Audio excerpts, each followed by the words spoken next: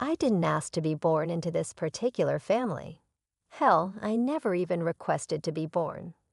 However, here I am, Zoe, the unwanted first child of a failed union. Divorce-related resentment taints my earliest memories. I had just outgrown my diapers when my parents divorced. Mom had remarried to a man named Tom by the time I was 3 years old. I suppose Tom wasn't all bad. He was a doting father who lavished gifts and affection onto my mother. However, it was immediately apparent that I was merely extra baggage that was included in the bundle. That is, until I was 5 years old. When Mom became pregnant, everything in the world seemed to center around the adorable baby that was growing inside her. Tom was ecstatic, gushing nonstop about his child as if I didn't exist.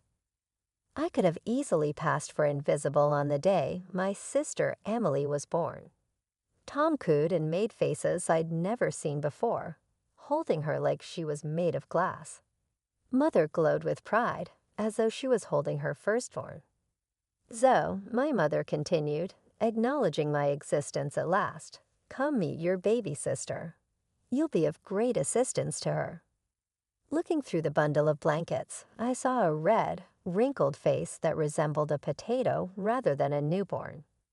I muttered, hi, not experiencing the immediate connection that everyone seemed to be expecting. That was the last day of my childhood. I was Emily's big sister, her little helper, her built-in babysitter. I was no longer just Zoe. Zoe, watch your sister while I make dinner. Zoe, can you change Emily's diaper? Zoe, why don't you read Emily a bedtime story? It never came to an end. The same thing would always come up when I tried to slink away to play with my friends or just spend some alone time. Zoe, where are you? Emily requires your help. That little, whiny thing that had taken my position in the family made me grow to hate it. But every time I even hinted at being frustrated, I was treated with disillusionment and lectures. Mom used to say, "You're a big girl now," Zoe, in a firm voice. Now is the moment to behave accordingly. You must serve as a positive role model for Emily. Tom would answer, yeah. Having a young sister like that is truly a blessing. Some young people would kill to have the chance. And so started the cycle that would come to characterize my childhood, constantly prioritizing Emily over my own needs and desires. I was Zoe, the caregiver, the assistant, and the girl who was unseen.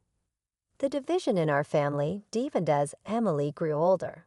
It was obvious to me, too, who was the favorite child by the time she was 7 and I was 12. One day, Mom said, Zoe, Emily needs your room for her art and music. You'll be moving into her old room this weekend. I looked at her, astonished. That's my room, though. Since I was young, I have had it. Tom intervened with a condescending tone. So you're old enough to comprehend now. More room is needed for Emily's activities. Her easel and synthesizer are quite large.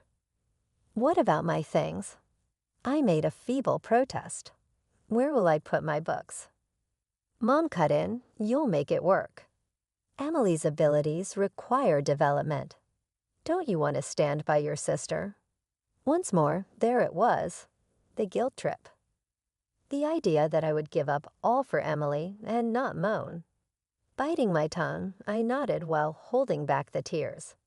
My already shaky sense of belonging took yet another hit after the relocation. Naturally, Emily was overjoyed, smiling at me as I stuffed my items into the tiny space that used to be hers. She pranced around her new large room. Emily's preferential treatment only became more obvious as we grew older. She made the most of her ability to get away with anything because she knew she could. I saw her slyly taking cash out of Tom's wallet one day. Emily, I growled. What are you doing? All she did was smile and put a finger to her lips. Don't be such a tattletale, Zoe. When Tom found the missing money later that night, chaos ensued. $20. He yelled. Who took $20 from my wallet? Emily's eyes widening in dread. I was about to say something when she blurted out, I saw Zoe near your room earlier. Everybody looked at me. I didn't. I trailed off, but Emily interrupted. She said, check her backpack, in a tone that was laced with fox worry. Tom stormed over and ripped open my school bag, much to my horror. There was a $5 cash stuffed into a side pocket. Zoe, Mom let out a gasp. How could you? I didn't take it. When I realized what Emily had done too late, I sobbed. I swear it wasn't me. But my objections were ignored. I had to complete extra tasks, was suspended for a month, and had constant lectures about responsibility and trust. While all was going on, Emily was grinning smugly and enjoying her win. That night, as I lay in my too-small bed in my too-small room, I made a decision. I couldn't keep living like this, always the scapegoat, always the afterthought. I needed to find a way out. High school became my ticket to freedom. While Emily coasted through on charm and our parents' doting attention, I buried myself in books and extracurriculars. Every A on my report card, every academic achievement, was a step closer to independence. The day I received my college acceptance letter was the happiest of my life. Full scholarship, dormitory included. I was getting out. The summer before college, I picked up a job at a local cafe. Every dollar I earned went into a secret savings account. Never again would I be financially dependent on my family. Moving day arrived, and I couldn't pack fast enough. As I lugged my suitcases to the car, Emily lounged in the doorway, smirking. Have fun at loser college, she drawled. Try not to bore everyone to death with your nerdiness. I bit back a retort. In a few hours, I'd be free of her taunts. College was everything I'd hoped for and more. For the first time, I was judged on my own merits, not constantly compared to my sister. I threw myself into my classes, determined to make the most of this opportunity. My human resources management program was challenging but fascinating. I loved learning about organizational behavior, talent acquisition, and conflict resolution. Ironically, my dysfunctional family had given me plenty of real-world experience in those areas. Between classes and studying, I kept my job at a cafe near campus. The work was exhausting, but every paycheck felt like a victory. This was my money, earned by my own efforts. Holidays were awkward. I returned home to find Emily the center of attention as always. She was in high school and apparently excelling in her social life, if not her studies. Zoe, Mom would say, her voice dripping with false cheer. Why don't you tell us about school? Any boys in your life? I'd give them the bare minimum of information, counting the hours until I could return to campus. My real life, my real self, was there now. Graduation day arrived before I knew it. As I stood in my cap and gown, diploma in hand, I felt a surge of pride. I'd done it. Despite everything, I'd succeeded. My family was there, looking slightly out of place among the celebrating crowds. Emily rolled her eyes at the ceremony. God, this is boring, she muttered. Can we go eat now? I ignored her, posing for photos with my roommates and favorite professors. These were the people who had supported me, who had seen my potential. They were my real family now. Fresh out of college, I landed a job as a human resources manager at a large company. As I scrolled through apartment listings, my heart sank. Even the tiniest studios were way out of my budget. So, Mom said during one of our infrequent phone calls, "Why don't you move back home, just until you get on your feet? You won't have to pay rent, just help out around the house a bit." Against my better judgment, I agreed. It was supposed to be temporary, just until I saved enough for my own place. I should have known better. From the moment I moved back in, it was like I'd never left. Emily was still the golden child, now in college, fully paid for by our parents, of course. I, on the other hand, was right back to being Cinderella. "Zoe, can you start dinner?" "We're starving," Mom would call out the moment I walked in from work. "Zoe, the bathroom needs cleaning," Tom would announce, not bothering to lift a finger himself. I'd come home exhausted from a full day at the office, only to face hours of cooking and cleaning. Meanwhile, Emily lounged on the couch, scrolling through her phone and complaining about how hard her life was. I bit my tongue so often, I'm surprised it didn't fall off. This wasn't what I'd agreed to, but every time I tried to protest, they reminded me that I lived there rent-free. Then came the bombshell. Emily, barely into her sophomore year, announced she was getting married. To a guy 10 years older than her, no less. "Isn't it romantic?" she gushed, flashing her enormous diamond ring. "Jason is so successful. He says I don't even need to finish college." I watched in disbelief as our parents fawned over Emily and her fiancé. They threw themselves into wedding planning with gusto, sparing no expense. I couldn't help but wonder if they'd be this generous if it were my wedding. But of course, in their eyes, I was destined to be the spinster daughter, too focused on work to find a man. The wedding was a lavish affair. I stood beside Emily as her bridesmaid, plastering on a fake smile as I watched my parents beam with pride. This was everything they'd ever wanted for their favorite daughter. After a honeymoon in the Maldives, another gift from our parents, Emily and Jason moved into a rented apartment. I thought maybe things would improve at home without Emily's constant presence. I was wrong. A few months later, Emily showed up on our doorstep, glowing with news. "I'm pregnant," she squealed as my parents erupted in joyous celebration. I felt a knot form in my stomach. Somehow, I knew this would end up complicating my life even further. Sure enough, over the next few months, I was roped into helping Emily prepare for the baby. Shopping trips, doctor's appointments, and setting up the nursery, all on top of my job and household chores. When my nephew was born, Emily and Jason were over at our house constantly. More messes for me to clean, more mouths for me to feed. "Isn't it wonderful, Mom?" Emily said, cradling her grandson. "Our family is growing." I looked around at the chaos, toys strewn about, dishes piled in the sink, and my work papers shoved aside to make room for baby gear. This wasn't my family, not really, and this definitely wasn't my life. A year had passed since the birth of Emily's son. I'd settled into a routine, balancing my job with the endless chores at home. It wasn't ideal, but I was making it work. Then came the dinner that would change everything. "So," Mom said, her tone unusually serious, "we need to discuss something. Your sister's moving back home with Jason and the baby. They can't afford their place anymore." I waited for the other shoe to drop. It didn't take long. "We need you to move out," Tom said bluntly. "By the end of the week."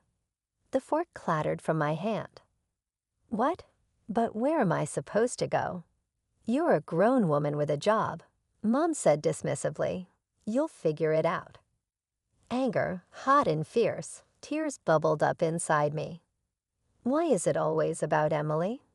I exploded. Why do you always choose her over me? "Don't be selfish, Zoe," Tom snapped. "Your sister has a family to support. You're alone. You can manage on your own." "Selfish?"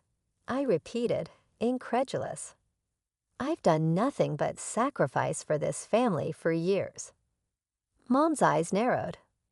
"Well, we won't be needing your sacrifices anymore, or your services as a maid for that matter." In a daze, I packed my belongings. There wasn't much. Most of the furniture belonged to my parents.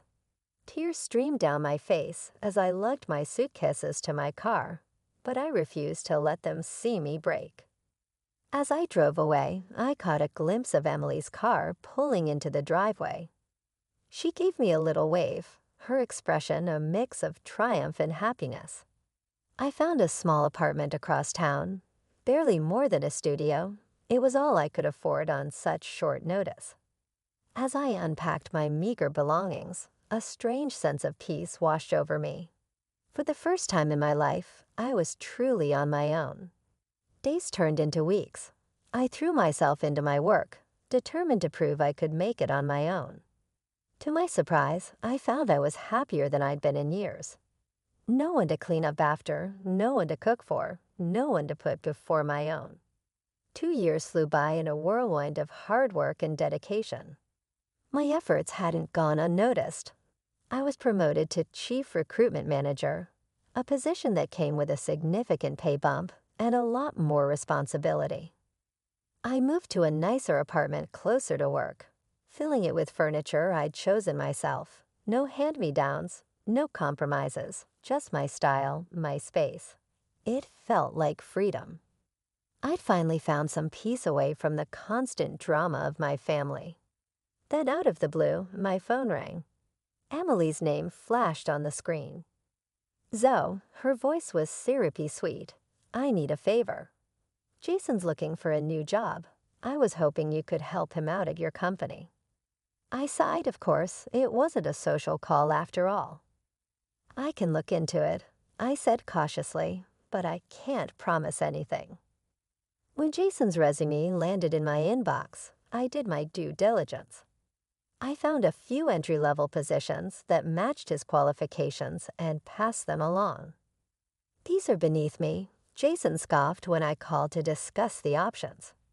Don't you have anything better? I bit back a retort.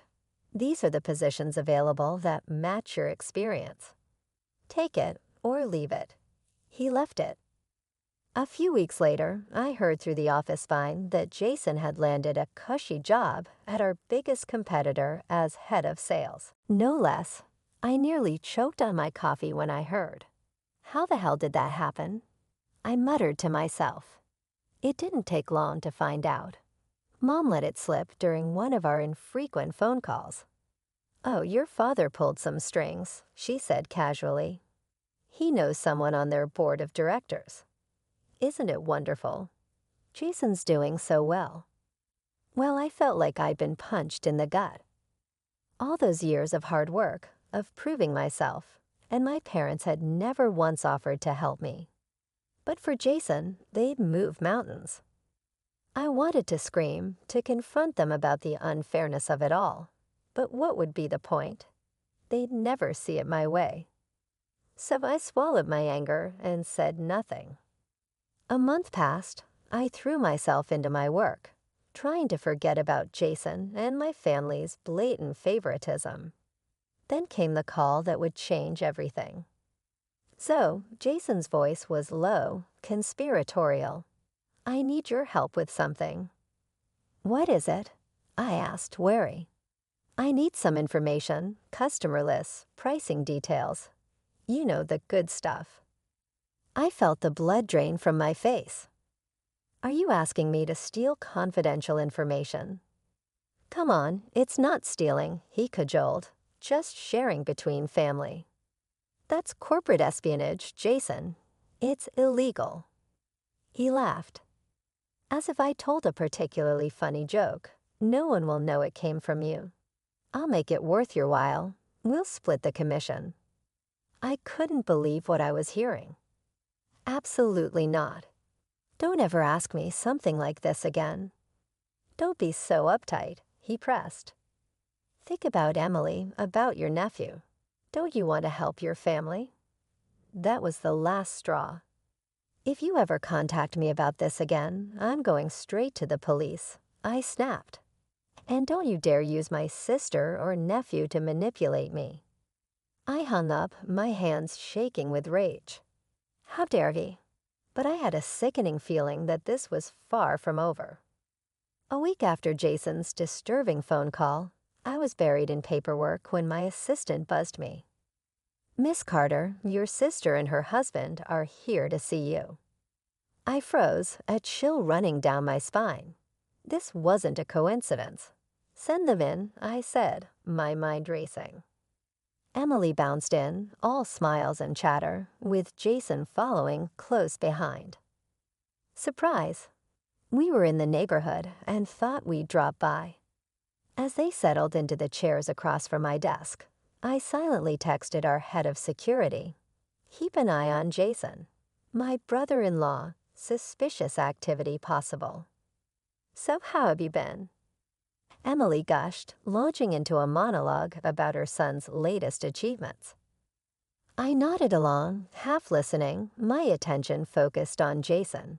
He was fidgety, his eyes darting around my office. Suddenly, he stood up. "Sorry, where's your restroom?" "Down the hall to the left," I said, watching him hurry out. The moment the door closed, Emily leaned forward, her voice dropping to a conspiratorial whisper. "Oh my gosh, Zoe, you'll never believe what happened at the grocery store yesterday." So I was in line, right, and this lady in front of me had like 1,000,000 coupons. As Emily prattled on about her mundane grocery store adventure, my suspicion grew. She was trying too hard to keep my attention. Her story was unnecessarily detailed and animated. My hand inched toward the silent alarm button under my desk. And then the cashier called the manager, and you won't believe what he said. Emily continued, her eyes darting to the door and back to me. I pressed the alarm. Within seconds, I heard commotion in the hallway. Emily's eyes widened. "What's going on?" We rushed out of my office to find chaos. Security guards were wrestling Jason to the ground outside the sales director's office. Scattered papers littered the floor around them. "Let go of me," Jason yelled, struggling against the guards. "This is a misunderstanding," Emily screamed, rushing toward her husband. "What are you doing? Let him go." I stood frozen, watching the scene unfold. The police arrived minutes later, taking statements from everyone involved. I told them everything. Jason's phone call, his request for confidential information, my suspicions about today's visit. The next morning, I was called into the director's office. My palms were sweaty as I knocked on the door, unsure of what to expect. "Zoe," the director said, gesturing for me to sit. "I want to commend you for your actions yesterday. Your quick thinking and integrity prevented a potentially disastrous breach of our company's security." I let out a breath I didn't know I'd been holding. "Thank you, sir. I was just doing my job." He nodded approvingly. "That's the kind of dedication we value here. In fact, I think it's time we discuss your future with the company." As I left his office an hour later, my head was spinning. A promotion, a raise, and a commendation in my file. It was everything I'd worked for, everything I'd dreamed of. But as I sat at my desk, staring at the family photo I still kept despite everything, I couldn't help but wonder, at what cost did this success come, and what would happen next with my family? The morning after the incident, my phone rang incessantly. I knew who it was before I even looked at the screen. With a deep breath, I answered, "Zoe." Mom's voice was shrill. "What have you done?" Before I could respond, Tom's voice bombed through the speaker. "You need to fix this, Zoe. Now." For the next hour, they berated me, demanding I recant my testimony and take the blame for Jason's actions. "Think about your sister," Mom pleaded. "Think about your nephew. You're going to ruin their lives." "And what about you?" Tom chimed in. "You're all alone, no husband, no kids. It will be easier for you to bear all this trouble than for Jason." I felt a familiar pressure building in my chest, the weight of their expectations threatening to crush me. But this time, something was different. I was different. "No," I said, my voice steady. "I won't do it. Jason broke the law. He has to face the consequences." There was a moment of stunned silence before the tirade began anew. "You ungrateful child," Mom screeched. "After everything we've done for you." "That's it," Tom growled. "You're no daughter of ours. Don't expect a penny when we're gone." The line went dead. I sat there, phone in hand, feeling oddly light. It was over, finally, truly over. The next few months were a whirlwind. Jason was charged with trespassing, attempted burglary, and industrial espionage. He lost his job, his reputation in tatters. Emily miraculously escaped charges. I threw myself into my work, determined to prove my parents wrong. I didn't need their support or their money. I had myself, and that was enough. Mutual connections began to spread the word that Jason had been released from prison, but had taken to drinking because he was unemployed. Emily started a string of misadventures after losing hope in her fallen prince. The tipping point was reached when Jason discovered her having sex with someone else, in my parents' home, no less. Following the altercation, Jason was left on the street, and Emily received divorce papers. Emily brought all of her new lovers to my parents' house, where she stayed. They kicked her out the same way they kicked me out not too long after they'd had enough. My parents took on the role of raising their grandson after she lost custody of her son. I waited for the sense of satisfaction and vindication that I had always imagined I would experience when I heard each piece of news. However, it never materialized. Rather, I experienced nothing at all. Their turmoil was not mine, and they were no longer my family. Years went by. My diligence and moral character paid off in ways I could never have predicted as I moved up the business ladder. Then I met him on a Tuesday that was just like any other. Mark was benevolent, encouraging, and a world away from the poisonous environment I had grown up in. Everything I had never known I wanted. A year later, he proposed, and I said yes right away. Just Mark's family and our closest friends attended our tiny private wedding. I knew I had at last found the unwavering acceptance and love I had been looking for as I stood there saying my vows. It's been years since I spoke to Emily or my parents. Though I don't reach out, there are moments when I wonder about them and my nephew. Some bridges are meant to remain burned.